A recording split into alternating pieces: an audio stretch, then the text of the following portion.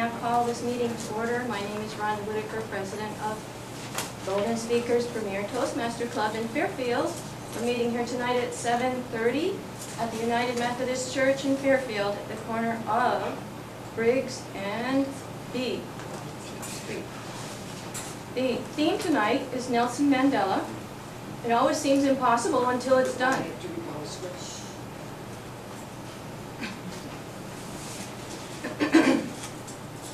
The mission of a Toastmasters Club is to create a mutually supportive and positive learning environment in which every individual member has the opportunity to learn oral communication skills and leadership skills, which in turn fosters self-confidence and personal growth. Yay!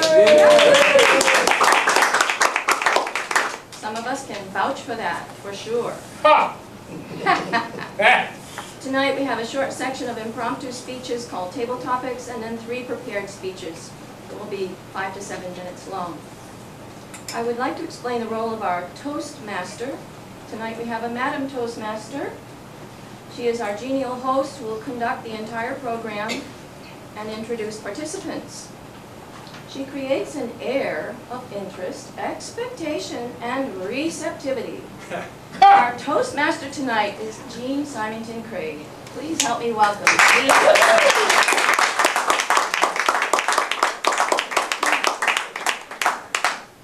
Very good. Welcome, Toastmasters, guests, and viewers at home. Let's move right into introducing our role players and what they will be doing tonight. I'd like to start with our timer. Lynette Vibaka, would you explain your role, please?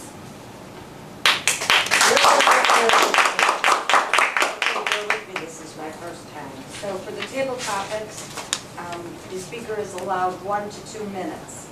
I will turn the green light on at 1 minute, yellow light at 1 minute 30 seconds, and the red light at 2 minutes, and then I will keep it on until you finish talking. And for the prepared speeches, they're usually 5 to 7 minutes. I will turn the green light on at 5 minutes. I'll turn the yellow light on at 6 minutes and the red light at 7 minutes, and I'll let you talk as long as you want. You may fall asleep. No. For your evaluation, One more roll. read the evaluation time. Okay. Sorry about that. The table topics evaluator will talk from a minimum of 2 to 3 minutes. I'll put the green light on at 2 minutes, yellow at 2 minutes 30 seconds, and the red light on at 3 minutes. The speech evaluator has 2 to 3 minutes. Green light will go on at 2 minutes, the yellow will go on at 2 minutes 30 seconds, the red light will go on at 3 minutes and stay on until the speaker is finished. Thank you. And Lynette, you do have one 7 to 9 minute speech, so how will you be timing that? Okay, let's see, 7 and 9 minutes. Well, you wanted to go on at 6? 7. 7. Oh, 7. Okay, 7.5 and 7, 8, 9. 7, 8, 9. Okay. Good. So the speaker who's doing that speech is clear on, where did she go? Okay. No. Marilyn. No, it's Marilyn. I'm clear. You're clear? Okay, great. Thank you very much. Thank you. Next, let's hear from our ah counter, Jeff Shipley. Ah! Thanks, Gene. As my role as the ah counter tonight, I'll be using the ah counter tally sheet and recording a little tick mark every time I hear you use a filler word, which include like, you know, so, but, and, tongue click or awkward noises with the mouth, pause, repeats, and false starts. Also, the bottom of this sheet instructs me to give an auditory signal for each and every or long pause during the meeting, so I may play around with that. That's not our format. That's not, okay. So I guess we're doing Fairfield rules instead of the Henderson rules. So that's my role tonight. Thank you. Thank you.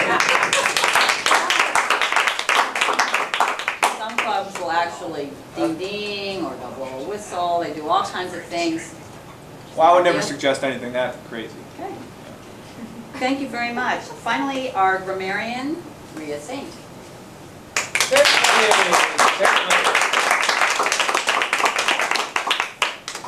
Hi. As grammarian, I will be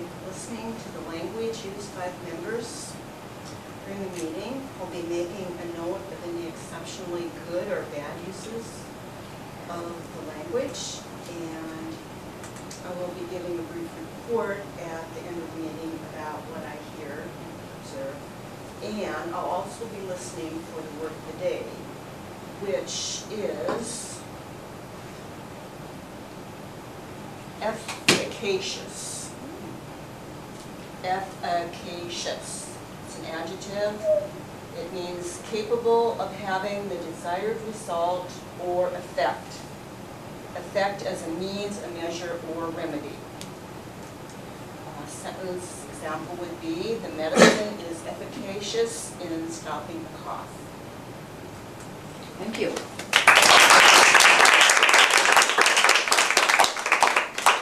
I'll mention that our greeter and later our joke master is Satish Sabapati. And our ballot and leader counter is Ryan Olson.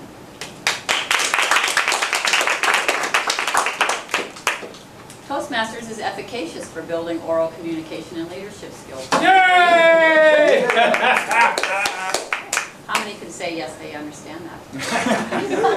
Very good. Efficaciously. That's very good. How many people thought it was impossible for you to get up in front of a room? But then it was done. Nelson Mandela. Yes. So that's our theme for tonight. I'd like to at this time hand the meeting over to our esteemed table topics master, Rhonda Whitaker. Yo!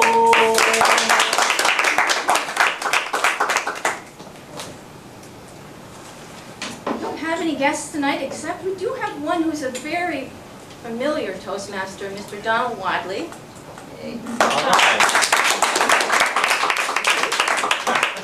So, Don, feel free to act like a guest if you want.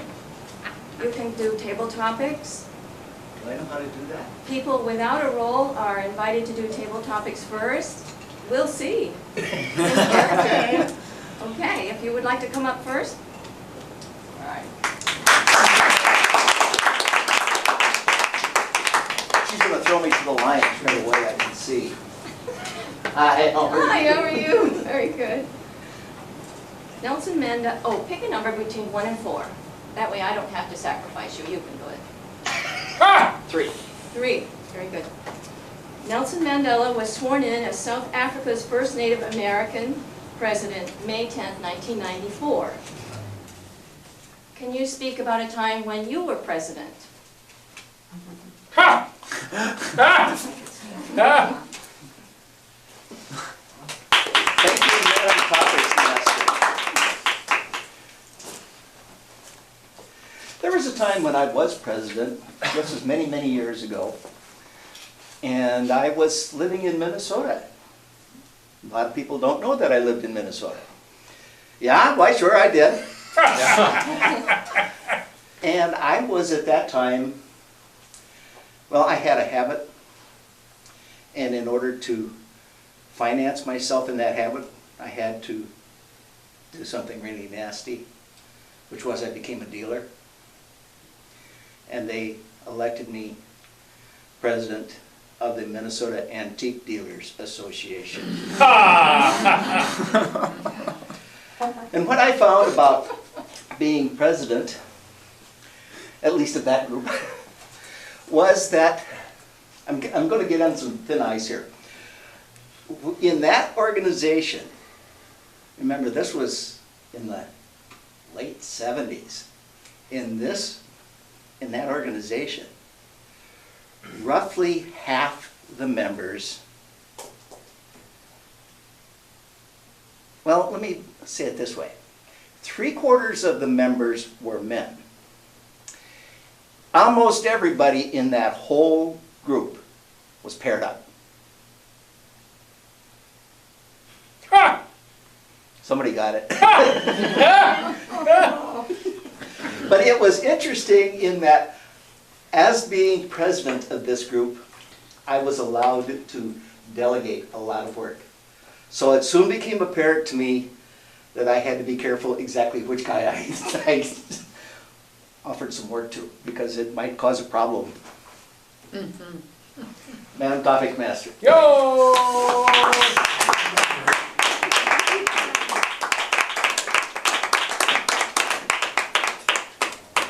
Yes, discrimination is still alive and well in our economic class society. Yes, Who yes. else would like to give a table topics impromptu? Someone who doesn't have a role? Ryan. Ryan? I Ballot would counter, is love it? to. Oh,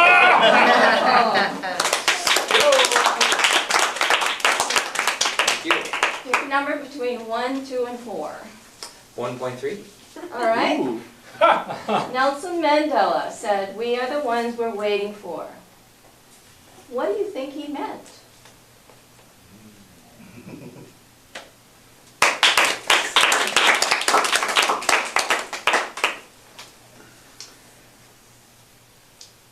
Well, when Nelson Mandela said, "We are the ones we're waiting for," I think that it works on many levels of life. I can relate to that about my decision to join Toastmasters. And I kept thinking, well, yeah, it sounds like an interesting club, and this is something I should do. Probably could help me relax a little bit, open up to people. But maybe now's not a good time. I think next year would be a better time.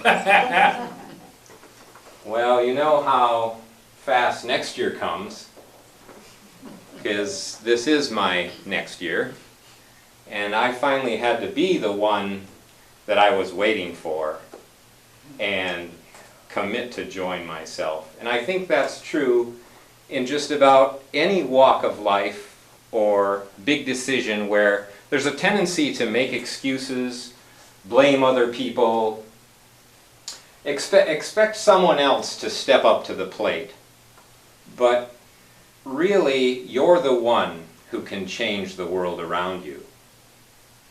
And the only time to do that is now. Thank you. Yo.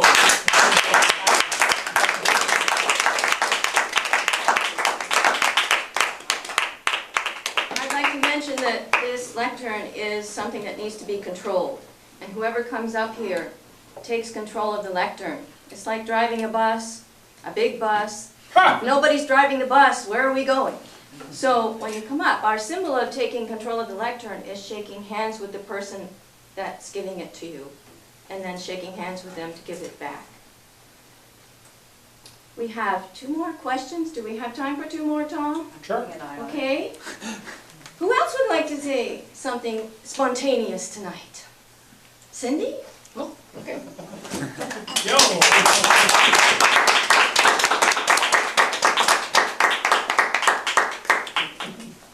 We have number 2 and number 4, Cindy. Number 4. Excellent. Nelson Mandela was born in 1918 during apartheid, segregation, and racial discrimination. Did you ever experience segregation and discrimination in your life? Would you tell us about that, please?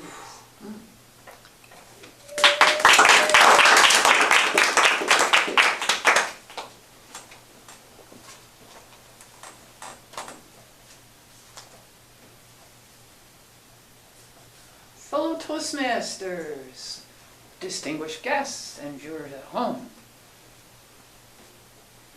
Have I ever experienced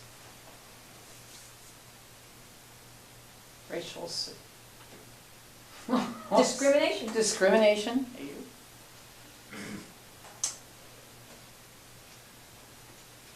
Well, seeing how this is my summer color,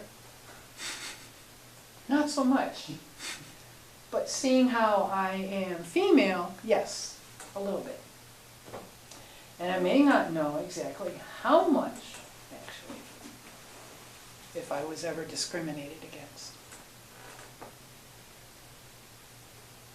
I'm not coming up with a point in my life where it was blatantly obvious, but there could have been some subtle hints along the way. And you read about women have this, what they call the glass ceiling. It's quite possible that I had bumped my head against those things a few times. I have a real simple degree. It's only a 2-year college diploma. And that probably held me back from a few things. For one job interview, I remember they took me to like 3 or 4 different departments. I think they were just kind of letting me see what the possibilities were and what was out there.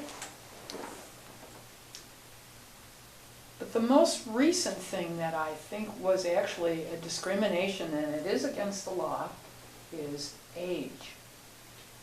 My last job interview was when I was 56, and I believe even though I tried to nicely write my resume, I think that may have had something to do with my not getting that job. Madam Table Topics.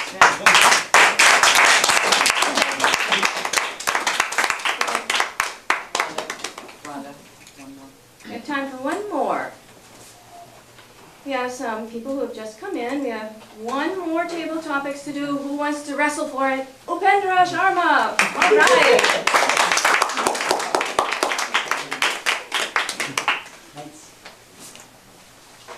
Welcome, Upendra. The question left. Actually, you haven't heard any of the questions, so you can pick a number between 1 and 4. 4. Okay. Nelson Mandela is our theme tonight. You know who Nelson Mandela Sure, is? sure. He was born, not hatched, he was born in 1918 during apartheid, segregation, and racial discrimination. He spent his life as a third-class citizen. Have you ever experienced segregation in your life? Thank you.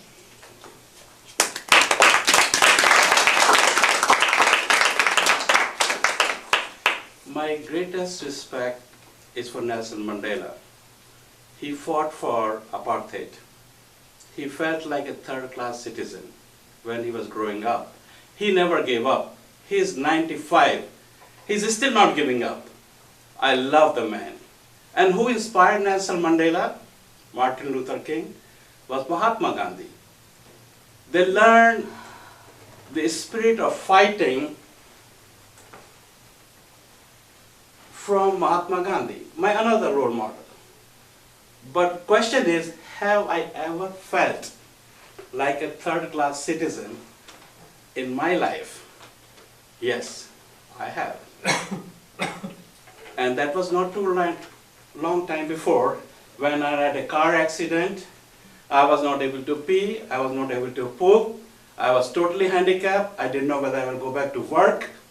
I said, what? I am 55 and I can't do something like a 55-year-old man can do? No. That's what happened when we have a disease, a terminal disease, like a cancer.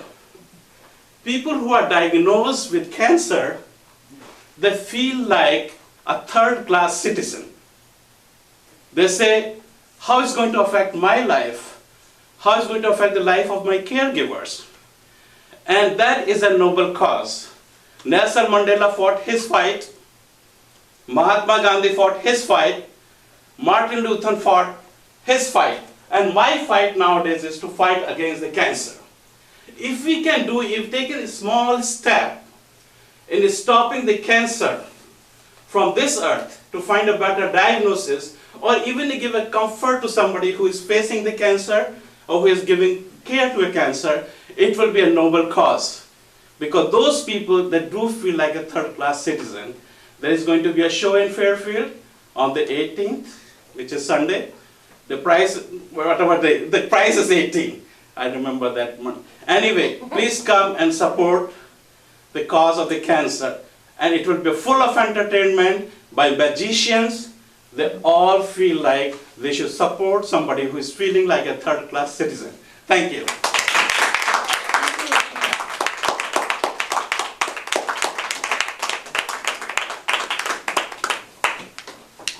Timer, our table topic speakers qualify? Yes, they did. All 4 qualified. Could you give their names, please? Okay. Don qualified, Ryan qualified, Cindy qualified, Upendra, am I saying that right? Qualified. Thank you, Lynette. Okay, we're back. Our table topics evaluator, our talented Dan Craig.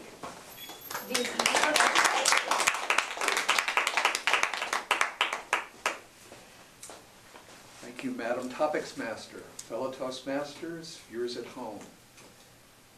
We had a very entertaining session of table topics as usual. Everybody was great. The first up was Don. He greeted the audience very effectively. He's been doing that half his life, so he knows how to do it now. I'd also like to commend him for his humor and a very nice pause when he was explaining how he had to become a dealer to support his nasty habits. Yeah.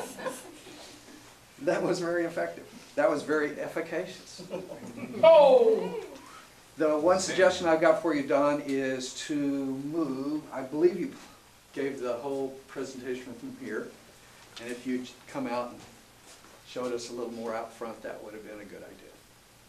But very entertaining. Ryan was next, and he greeted the audience. What struck me about his presentation right away was how comfortably he moved to the front. He not only moved to the front, but he looked like he was strolling into his den to talk to us. So he put us at ease right away. I think a recommendation is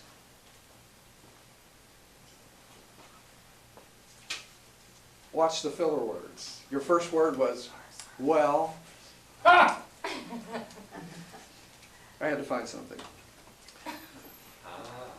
The last thing I'd like to commend Ryan for was his strong finish. I don't know if you remember, but he recapped what he was saying, his voice rose, he spoke with a little more conviction, very nice end to the talk. Cindy was next. She was talking about segregation. I like that she took just a few seconds to think about her topic. The other thing that I noticed she did particularly well was gestures. She does them very naturally, but I noticed that at one point she was talking about being a woman and she did this. No guy can get away with that. Also, she talked about the glass ceiling. And that's another good gesture. The thing that I'd recommend to her is to watch the clasped hands. That was kind of her default posture. And finally, Upendra, who gave his usual stirring, rousing talk, and tied in very nicely to helping Jesus tell us about his magic show that was coming up. So that was very nicely done. The only thing I noticed as a recommendation for Upendra was a little bit of pacing back and forth. So you might want to watch that. And the last thing I'd like to commend is wonderful expression of emotion, very natural as you finish up. Madam Topics Master. Now we'll welcome Jean Symington Craig, Madam Toastmaster, to control the rest of the meeting. Thank you. Thank you, Madam Topics Master. Now we're getting ready to enter the prepared speech portion of the meeting.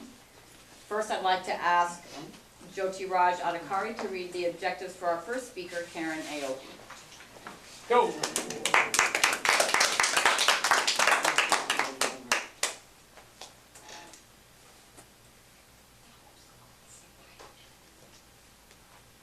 Thank you. Fellow Toastmasters, guests and viewers at home. Karen Aoki is giving her fourth speech from Competent Communication. The project is How to Say. And her title tonight is How to Say It or How Not to Say It. Karen Aoki is a PhD researcher in Maharishi Vedic Science, the Science and Technology of Consciousness at Maharishi University of Management. She joined Toastmasters this past March and is enjoying the confidence she has gained in the area of communication, leadership, and presentation.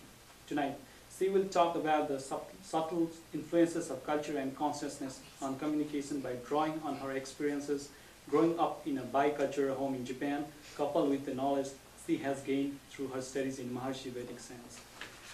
Her objectives tonight are select the right words and sentence structure to communicate her ideas clearly, accurately, and vividly, use rhetorical devices to enhance and emphasize ideas, eliminate jargons and unnecessary words, and to use correct grammar.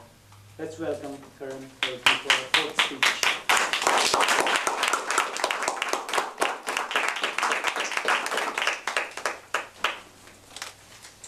Madam Toastmaster. Good evening, fellow Toastmasters and distinguished guests. As I prepared for this speech, the topic was how to say it. And I went deeply into my past because for some reason it triggered memories of my process of acquiring language.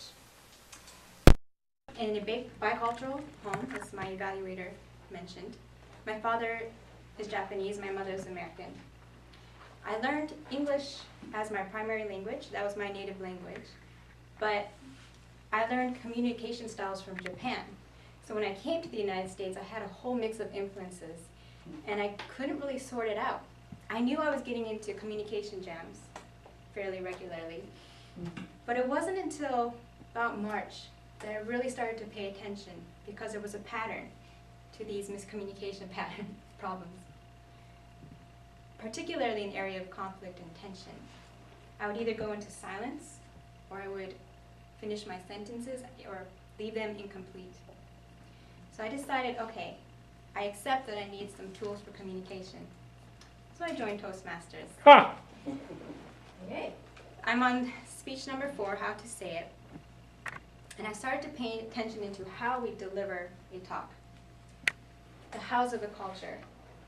It's not enough to know the language. We have to know how to use it well. And that involves not only speech, but behavior.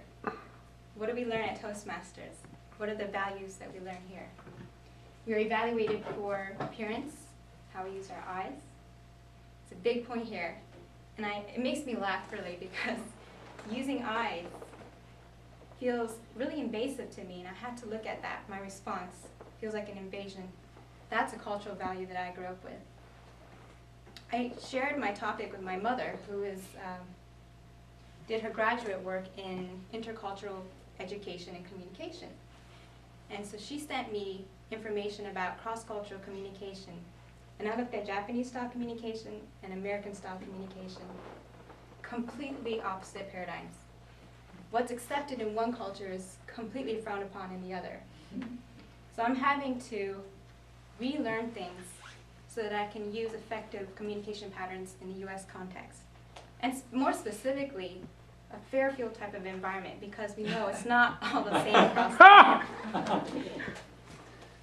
What did I find out? One image flashed in my mind. I remember watching Pinocchio. Do you remember the character of Jiminy Cricket? And the lesson there was that there's this aspect of the conscience guiding your sense of right and wrong.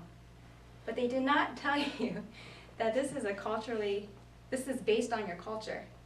So I have a Japanese Jiminy Cricket and I have an American one. And I had to sort this out. Japanese Jiminy Cricket minimalizes communication or behavior. So the hands are kept down here. We move in a frame of reference about this big. We don't use a lot of tonal inflection because when we're presenting something very important, we don't want to put personal bias into it. So we speak at a more even tone. We keep our eyes at a lower level and we speak more to maybe the throat or the collarbone area, and we often defer into a bow to show respect and to show that we're listening. In Toastmasters, this is one that still does not feel totally natural. We're supposed to move and use the whole stage, and we have to look and engage in the eyes. But what have I found out about cross-cultural communication? You can't just look at somebody in the eyes. There's different styles of using eye contact. Some cultures, it's very aggressive, in my point of view. So And what I observe about American use of eye contact is it's pretty gentle. If you ever spoken to somebody from Turkey or Hungary, it's quite in your face, and I feel that intention coming through the eyes. When I observe American speakers, it's much softer, and I notice that you have to kind of back off, and that was something I had to learn here, not to stare too hard into the eyes. So here's an interesting tip for all you Americans. When you're demonstrating a quality up here, it's very helpful if you don't exaggerate it, because foreigners will be imitating you. So if you're exaggerating something to illustrate a point, say you're exaggerating it. So if you're demonstrating how to look into someone's eyes, then do it in a natural way, so then I understand. I've seen some exaggerated demonstrations here. It's okay, we can sort it out. So this is very interesting that there's this subliminal cultural influence on speech and mannerisms. And there's a whole field of study devoted to this. There's another aspect, however, about developing communication skills, and that's awareness. This is something that's come through my study of consciousness. When I practice these techniques, what's going on is the development of the finer feeling level. We're getting in touch with a subtle aspect of the mind and of the heart. And that's really the first aha moment that had to take place before I even decided to develop communication skills. It was the aha. Something's not going right here. There's a miscommunication, there's a gap. The second thing was I desire to speak in a way that's harmonious to my environment, but which also accomplishes the goal. So I'm able to take some of these skills from Toastmasters, these cultural values of speaking in a linear fashion, and taking my audience carefully through a well-constructed talk. These are very important values to American society, and I have to recognize that too. Where am I speaking to an American audience? Where do I want to succeed here with a professional group? The beautiful part of developing consciousness simultaneously is that even if I'm not really sure of the dictates of the culture, I can still rely on the culture of my own heart. So I can listen to my voice. I can tune into the fact, oh, maybe something has not communicated well. Maybe this person's offended. And I can bring that out, because all of us have many subconscious influences on our speech and behavior.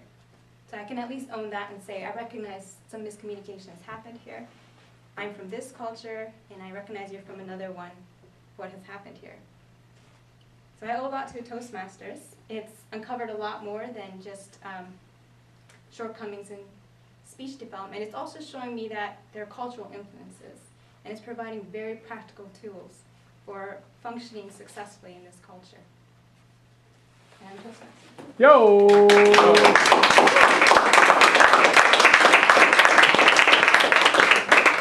Now please take 2 minutes to evaluate the speaker.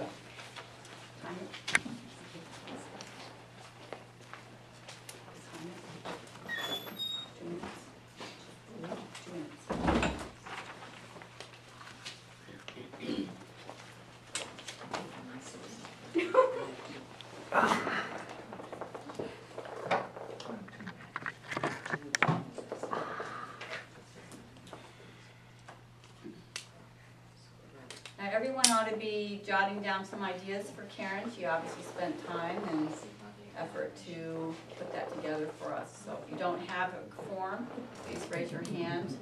We'll make sure you get one.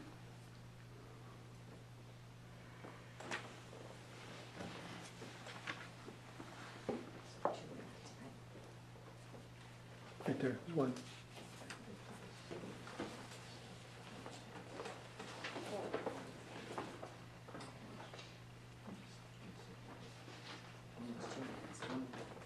Oh, there's forms there.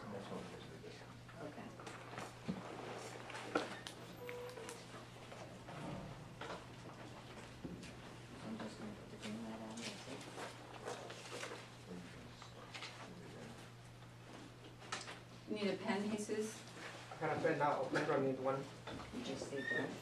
Yes, pen. It's so fun when you take your evaluations home and read them.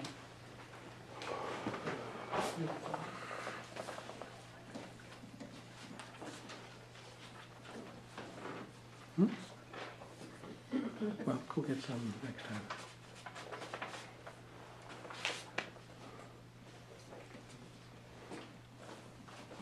Thanks.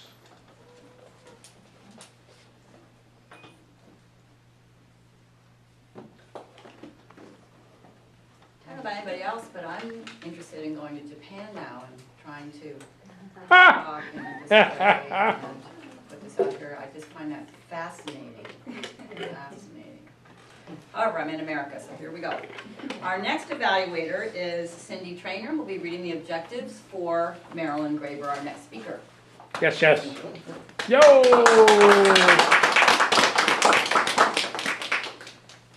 Marilyn is also working from the Competent Communication Manual, and she's doing project number 6 tonight, which is vocal variety. Marilyn's objectives are to use voice volume, pitch, rate, and quality to reflect and add meaning and interest to her message. To use pauses to enhance her message, and to use vocal variety smoothly and naturally. Marilyn is a long-time and outstanding member of Golden Speakers. She's been an Area 92 governor, right? Were you also a Division E governor? No. She's been an officer of this club, and you are also its president. So please warmly welcome Marilyn Graber as she gives her speech, Rosa.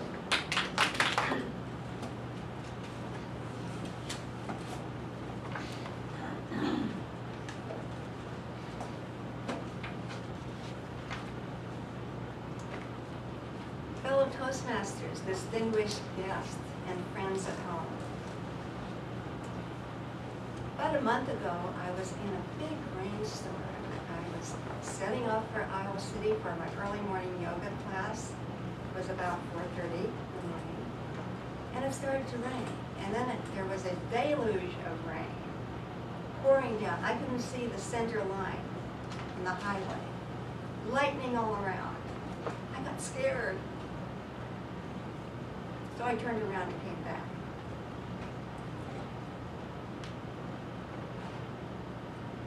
So I began wondering about my courage, or lack thereof. And it started me thinking about courage and what it was. Courage comes from the Latin root heart. Le coeur in French is heart. Usually when I think of courage, I think of people who take positive action, like firefighters, someone who jumps into the lake to save a drowning person, people going to battle, somebody who takes a positive action. But there are many facets to the gem of courage. We just heard about Nelson Mandela. He grew up feeling like a third-class citizen. He spent 26 years in prison. He had the courage of persistence to follow his own heart, his own integrity. And then there was a little lady named Rosa about 60 years ago who moved the nation by doing nothing. She moved the nation. And she started a very big movement. This was called the Civil Rights Movement. But before I start, I want to tell you a little bit about how it was back then. Colonial America, blacks served white European immigrants, and that happened for quite a long time, longer than we care to admit. And then along came a guy, Honest Abe.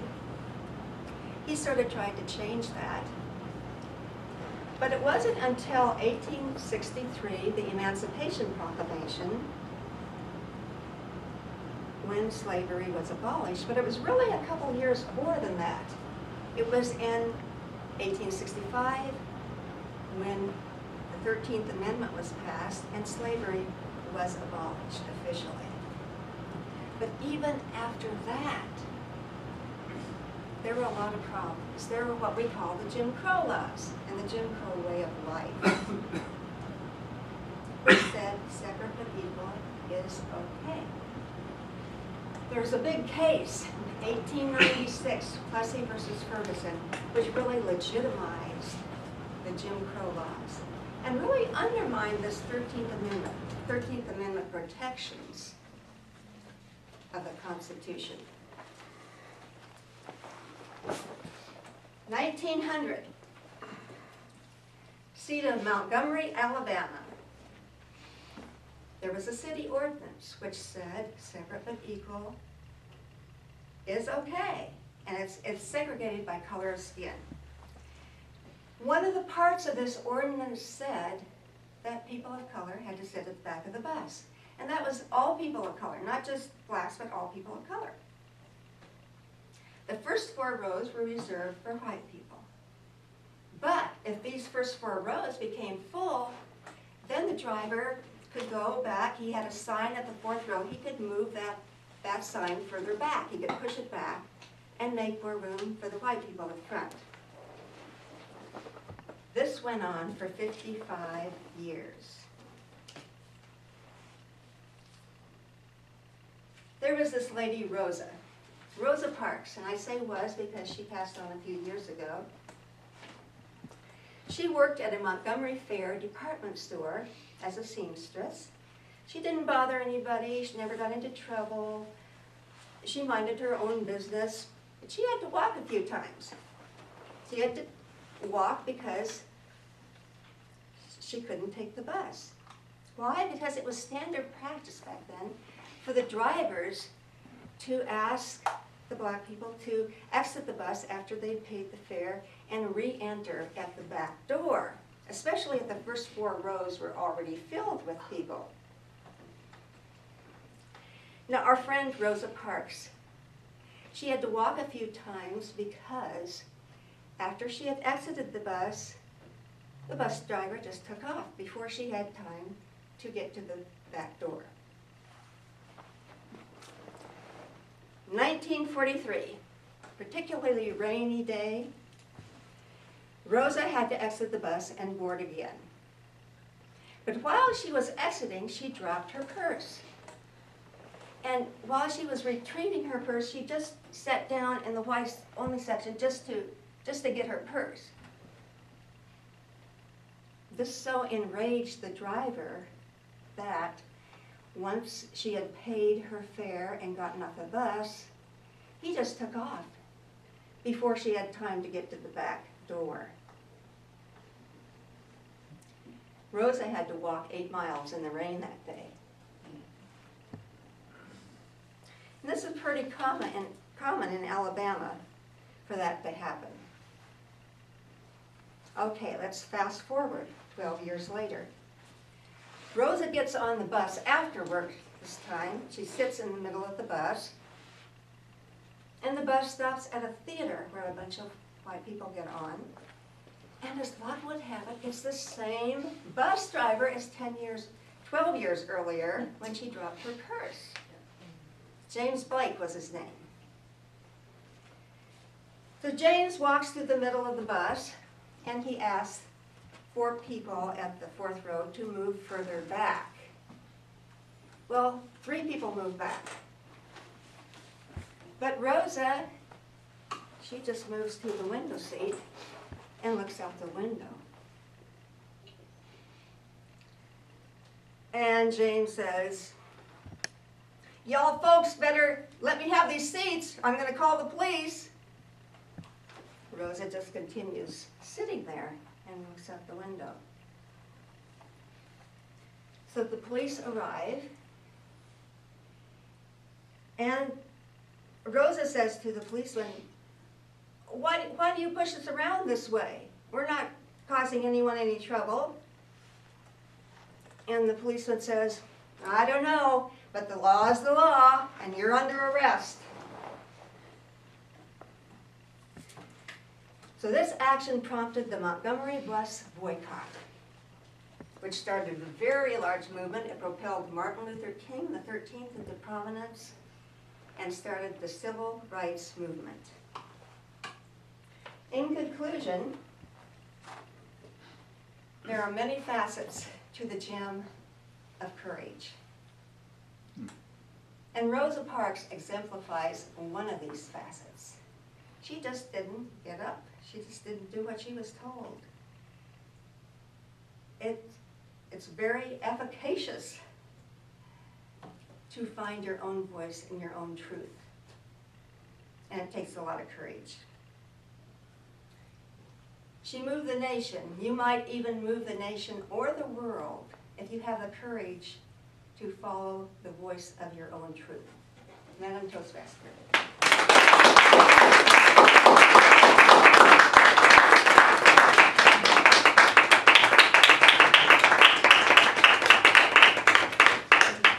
Please take 2 minutes to evaluate the speaker. Okay, our next evaluator is Stephanie Chambers. She'll be evaluating Rick Starr. Please help me welcome Stephanie.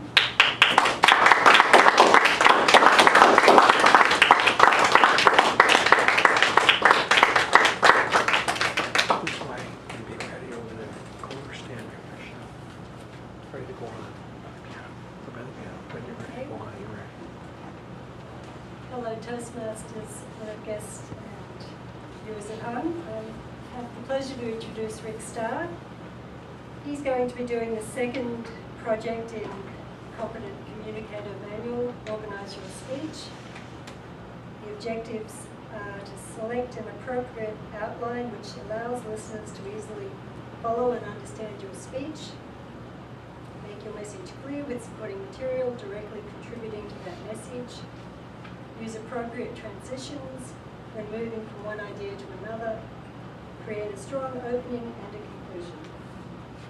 So Rick has recently joined Toastmasters and is very excited to be giving his second presentation. Rick has worked as a computer programmer, a project manager, and an IT director. The title of Rick's presentation is Computing in Ancient Times. Please welcome Rick Starr. Yo!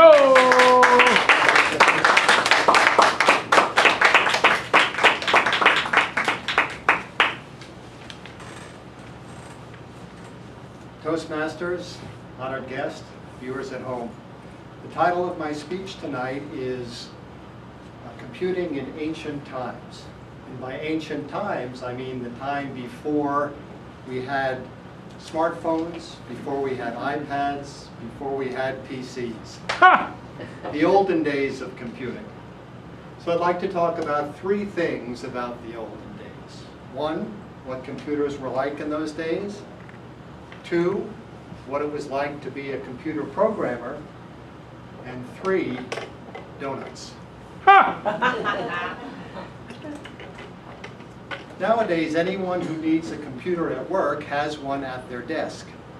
In the olden days, companies that had computers usually had just one computer called a mainframe computer, and this was kept away in a computer room where no one or hardly anyone ever saw it. Computers in those days were much less powerful than computers today, but they were much bigger. They were huge. The first company I worked at as a computer programmer, the computer we used was about as big as this blue curtain behind me. Computers in those days were very difficult to use, very complex. They were so complicated that companies had to hire full-time computer operators in order to run the computer. Nowadays, no matter how small the computer is, it can hold as much as we want. It can have movies, it can have books, it can have music. In those days, data was stored on magnetic tapes like these. Ha! And these magnetic tapes were on tape drives that were as big as a man. And so the computer room had these huge computers and dozens of tape drives. So there'd be one operator in front of this huge computer, like the captain on the deck of a ship, and there'd be other operators running around the computer room, putting tapes up on these tape drives and taking them off. And one thing was the same in those days, in that programmers wrote programs for computers. Nowadays, when a programmer writes a program, he sits in front of the monitor and uses the keyboard and the mouse and creates the program. In those days, things were a lot different. There were no monitors, there were no keyboards, there were no mice. Programmers used pencil and paper. Every line of every program was handwritten, word by word. And when the programmer was finished writing the programmer would take the sheets of paper and hand them to someone called the key punch operator. And the key punch operator would use a machine to create punch cards. The punch cards had a series of holes in them, and the computer could understand what was on the punch cards by the patterns of these holes. And nowadays, when you go to run a program, you take your mouse, you go to the desktop, and you click on the icon, and the program starts. In those days, programs were stored as boxes of punch cards. So to run a programmer, the operator walked over to the shelf, got down the box of cards, walked back to the computer, and fed the cards into the computer. Much different than it is today. So the programmer's biggest fear was that someone would drop the box on the floor, the cards would scatter, and you'd have to spend hours putting them in the same sequence as before. And now, donuts. Today's computers can run several programs at the same time. You could be running email and Facebook and Google and anything else. In those days, mainframe computers could only run one program at a time. And the operator was the one who decided which program would be run. And typically the operator would have in front of them several decks of cards, and he would decide which one would be run next. And very early in my career, I realized that you needed the operator to help you do your job. I noticed that programmers who weren't on good terms with the operators often found their jobs at the end of the line.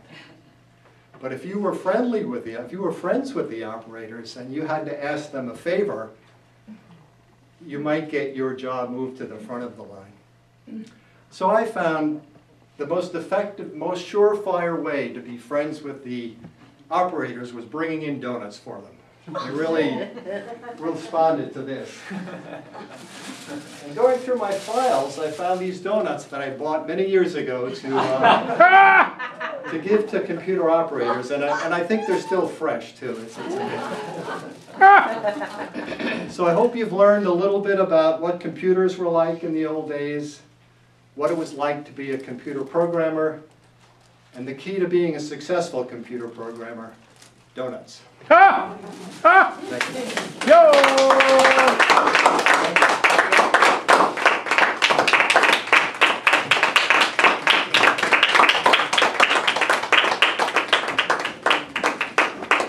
Really good. All right, let's take 2 minutes to evaluate Rick. Great, welcome back. Actually, computing in ancient times, I really expected an abacus to come out of the box. I thought we were really going ancient, but not quite that ancient. Actually, I remember being in college and having an English major roommate trying to do computer programming just like she said, and she was tearing her hair out. So that's ancient. It's making me feel kind of at any rate, I think at this point, let's check the times. Did all of the speakers, we don't need to hear the actual times, but did all the speakers qualify? Yes, Karen qualified, Marilyn qualified, and Rick qualified. Great. Okay, so let's go ahead and vote for best speaker. This time I'd like to invite our general evaluator for the evening, Art Atkinson, to conduct the evaluation portion of the meeting.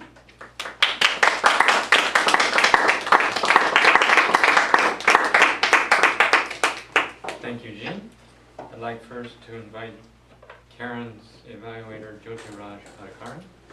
Jyoti, please. Yo!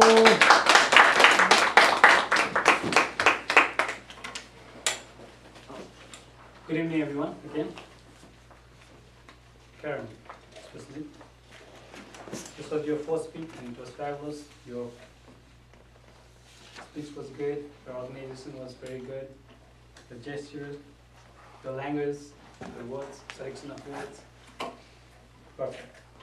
I will go through this manual first, and then we'll say what is good and what you have to improve. So first was the speech topic appropriate for the particular sentence? Yes, it was very appropriate. Did the speaker use simple, short, and clear words? Yes, the word was simple, clear. But here I want to highlight the sentence was not, words were not short. So you are speaking, speaking, speaking, and speaking. So you need some pauses there. I recommend that. Did the speaker use vivid descriptive words that create a mental image? Yes. I can really experience those Japanese culture and English culture, the eye contact thing, what you said. I can experience because I am also from different cultures, so I can relate that with my culture exactly. So that was very vivid image that I imagine. Again, the same thing, I don't know where the fourth point was, where the speaker sentence short, simple, and understandable. So, same thing as say, please keep the sentence short, and it needs some pauses. So that is my recommendation. Did the speaker use rhetorical devices to enhance his or her ideas? Yes. So I could imagine what you said. I can visualize all this stuff. Did the speaker avoid jargon and unnecessary words? Yes. I didn't find any jargon as such. There were no unnecessary words to say. Did the speaker use proper grammar and pronunciation? Yes. The grammar was perfect. Good pronunciation. Was the speech purpose clear? Purpose clear. Here I want to say, yes, I knew that what you want to convey, but a little bit vague.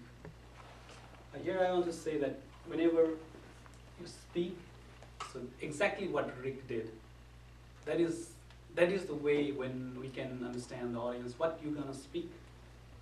First 1, 2, 3, 4, and you have the body, and in conclusion, you'll say, I said this, this, this, so this is my point. So that will make clear. So what you're gonna speak, then we'll just say, oh, he's gonna speak about this. We'll be attentive, and when you speak over there, and then the people will forget the first, second thing. They'll just remember the last thing. So you have to remind them. I said this first, second this, third this. Then they'll remind. I mean, they remember what you speak when they will take it home. So my suggestion will be, keep your voice a little loud.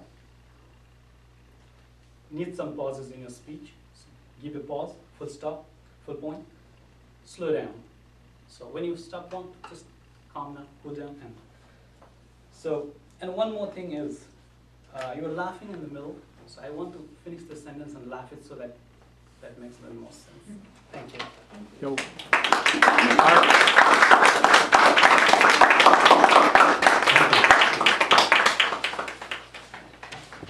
Now, let's hear from Cindy in her evaluation of Marilyn's talk.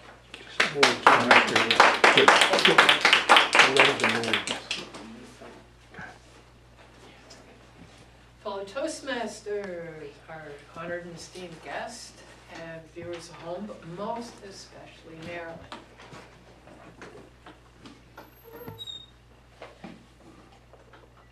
Rosa, what an appropriate speech to give with our theme tonight of being Nelson Mandela.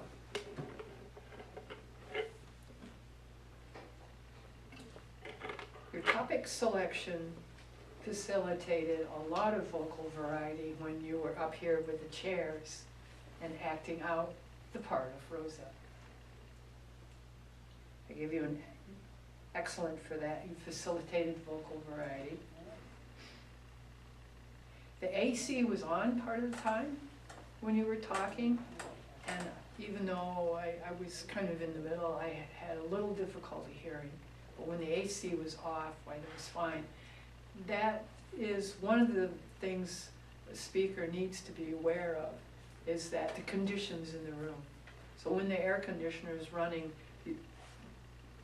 it's just, you have to, people need to know that they need to project their voice more because there's all this interference. And I've been exposed to a lot of loud noises, so I know I have some hearing loss to start out with, which didn't help your speech much. Your rate of your speaking was excellent. Your pitch varied and definitely conversational. I like how you speak when you are here up front. because it's very conversational, it's warm, it's open and inviting. I definitely feel included as your listener. The quality was pleasant and friendly. I would like to see more pauses in your speech. When you were sitting here as Rosa, and you said, and Rosa didn't pay any attention to the guy, she didn't respond, she just looked out the window. When you said looked out the window, you did look like she moved over, so we knew this was the outside of the bus. And when Rosa looked out the window and didn't say anything, that would have been a time to really stretch out a pause. Let people kind of feel into that moment. Give them space to do that. That would have been a great time to stretch out a pause.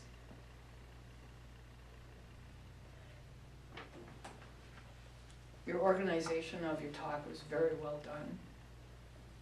It had a very logical flow. I mean, it is a personal story in a way, and you made it very personal. Your word usage was vivid and descriptive. Your language, your body language was very well done. I liked how you moved around the stage. You weren't running around, of course, because that's not what the story's about. It was about a very solemn and very poignant moment in this woman's life where she stood up for the whole world of African American people. I like best about your speech that you really brought history to life, and that you acted out the part of Rosa. And I appreciated you using the chairs to bring that about. And I look forward to many more of your talks. Thank you, Marilyn.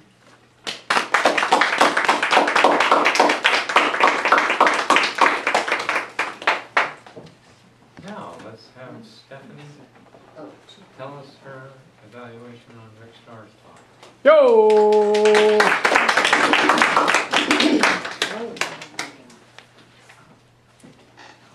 Fellow Toastmasters, honoured guests and viewers at home.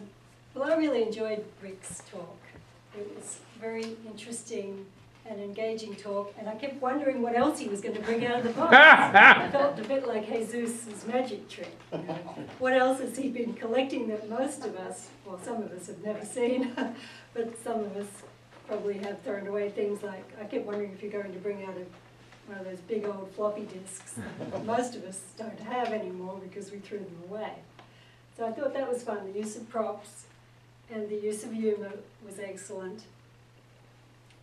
I like the clear, simple structure of your speech, the fact you only have 3 parts.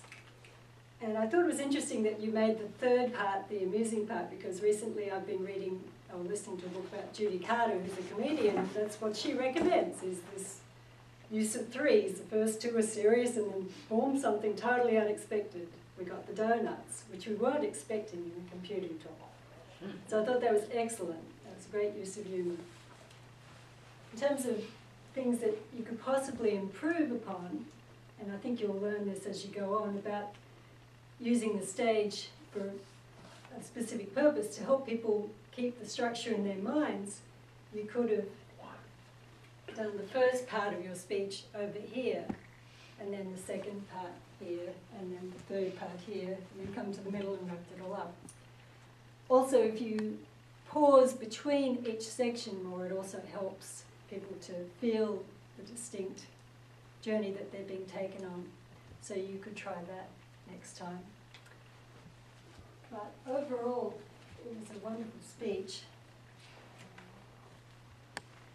The only other thought, they talk about how well it relates to your audience and how meaningful it is to them. I mean, the mention of mobile phones and things that we all relate to was good in that way, but I thought maybe you could have taken people even further into your world, because nowadays sometimes people are acting like programmers.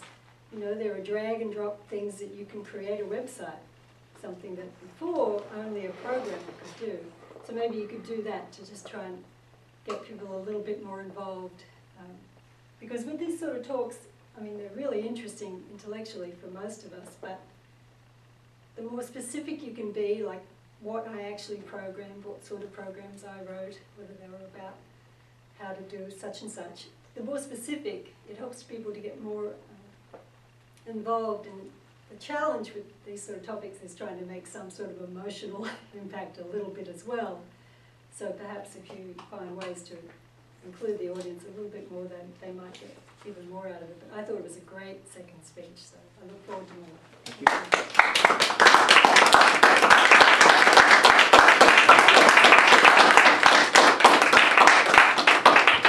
Thank you, evaluators. Now it's our opportunity to find out if the evaluators all met their timing, and if so, to vote. This timer. Have our evaluators all qualified?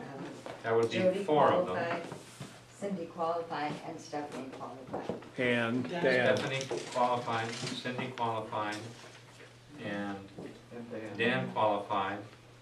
Did we not, did Jyoti disqualify? Yes, he qualified. He qualified.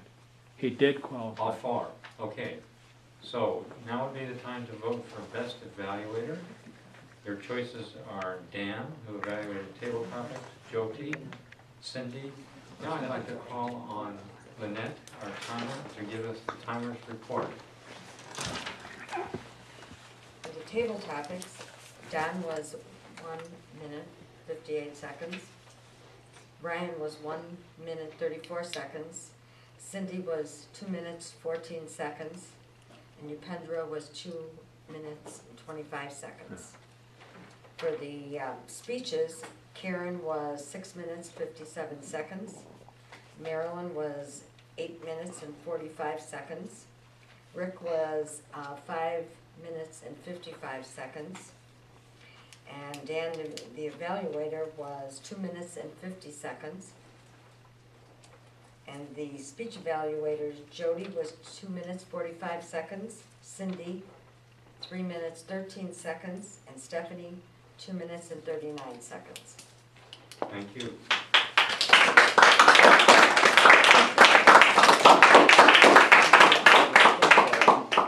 Now, could we hear from our off-counter, Jeff Shipley? Yo! Thanks, Art. So I'll go through this rather quickly. If you don't hear your name, that means I did not register any filler words for you, so congratulations. Lynette, 1 1 Rhea, 1 and. Ryan, 2 tongue clicks. Cindy, 1 1 like, and 1 tongue click. Oh, and 2 false starts. Dan, I got you 1 Yoti, 3 2 so's, 1 pause. Karen, 2 1 so, 1 tongue click. Stephanie, 2 1 1 you know, 2 so's, and 1 but. And then Rick, 1 like, which I thought was a filler word. Thank you, Art. Yo! Rhea, may we have her grammarian's report? I didn't find any bad uses of the language. Some of the interesting phrases that I heard people say were, Don did something nasty, became president of the Antiques Association. Brian, maybe next year would be a good time. Cindy, there could have been some subtle hints. Pandora, I love the man. Karen, I have a Japanese Jiminy Cricket and an American Jiminy Cricket. Marilyn, I got scared and so I turned around and came back. Rick, in the olden days, and the key to being a successful computer programmer was donuts. Jyoti, wasn't so much his words, but at one point he was wiggling his ears to Great. And as far as the word of the day, efficacious, it was used by 3 people one time, Jean, Dan, and Marilyn. Yo! Thank you.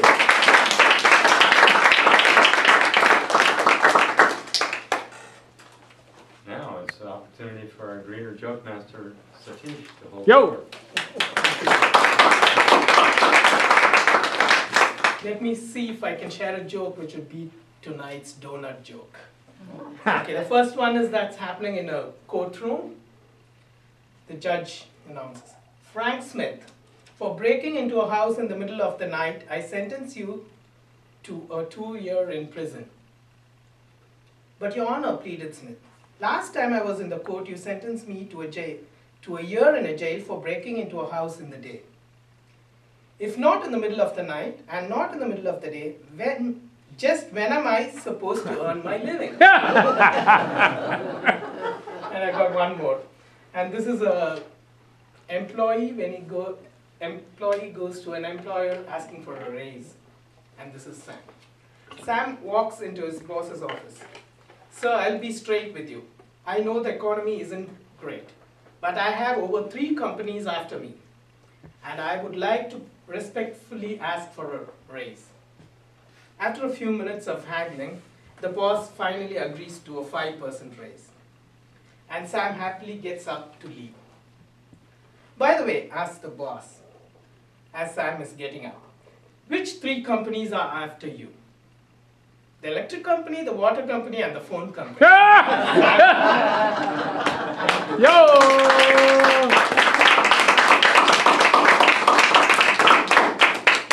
I think we have success.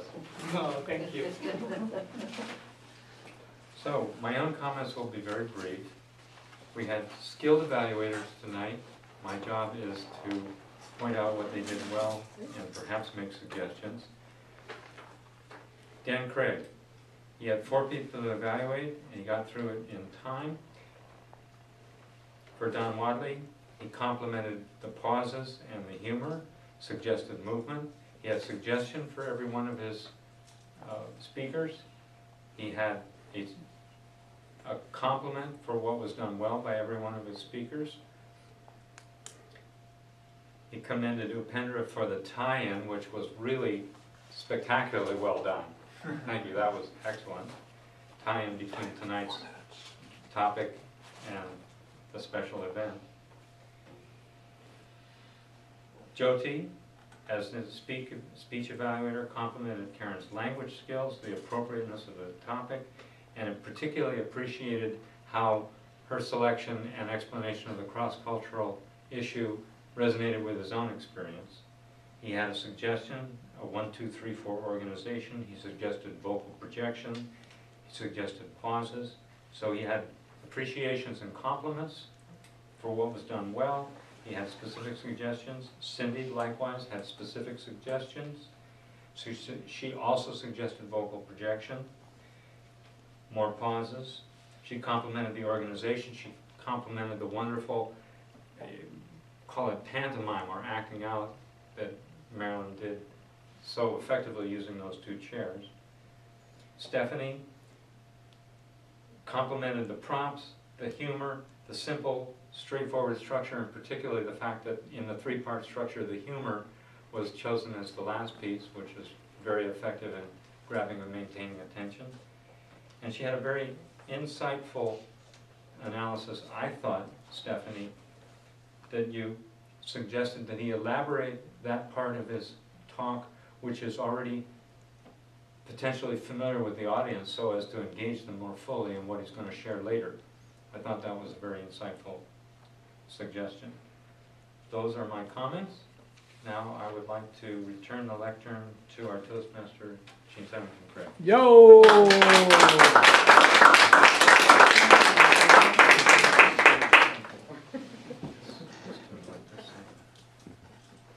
Graduated kindergarten. I'm ready for 1st grade.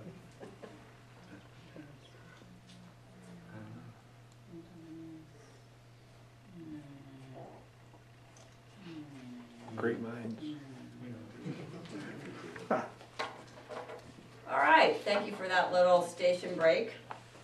It's been a really interesting meeting. I'm turning Japanese. Sounds like the name of a song.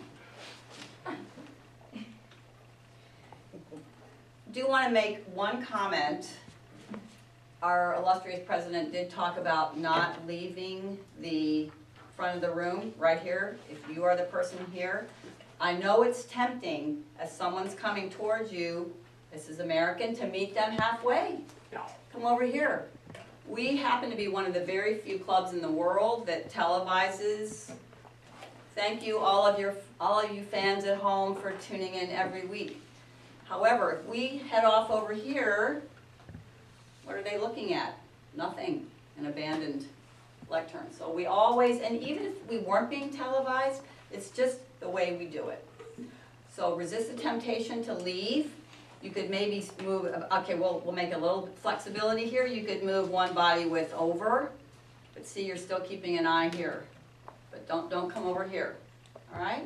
Good? Yes. Stephanie did it right. I was watching people. Who did it right? Who was kind of being tempted to move over? All right. Time for our awards. Go. Okay, so best table topics. Ew, I don't like this, the way this lectern sounds. Hey. All right, we gotta do something about that, right? Okay, best table topic speaker, Mr. Pendra. You bet.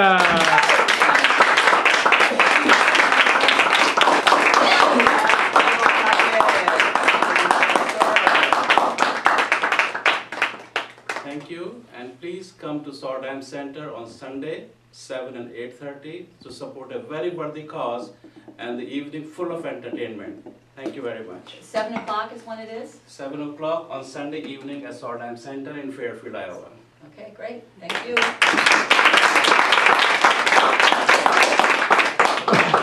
Okay, our best evaluator. Stephanie. Yo.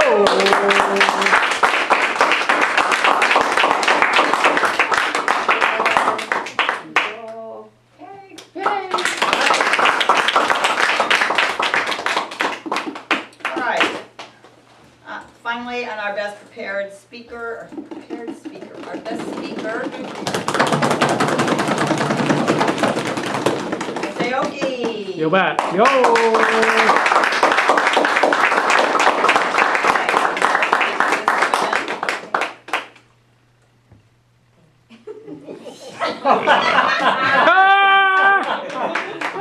Yo.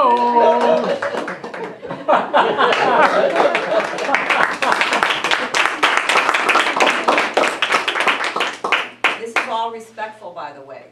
Oh, yeah, it's respectful. This is a cross, multicultural, multi-ethnic, non-denominational, global club. So we can all learn from each other that way. Thank you very much. And with that, I think it's time to turn the meeting back over to our president. Yo.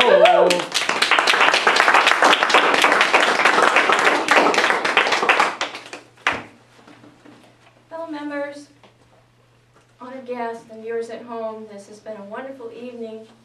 I would like to recognize Karen Aoki and Satish for being greeters tonight. Would you please stand up for a moment?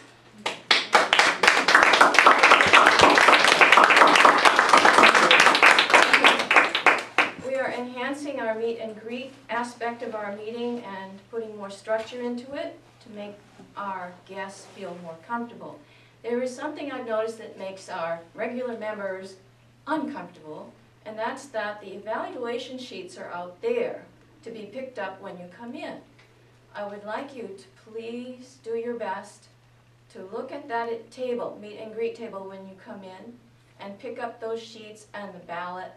There might also be a matrix on the table for you, of course, and sign-up sheets for our fall contest are now at the badge table. We have the fall humorous speech and evaluation speech contest coming up either September 10th or September 17th. We are still deciding the dates. We have several different clubs we need to coordinate for this. And our illustrious guest, Dawn Wadley, has been helpful in guiding us through the process.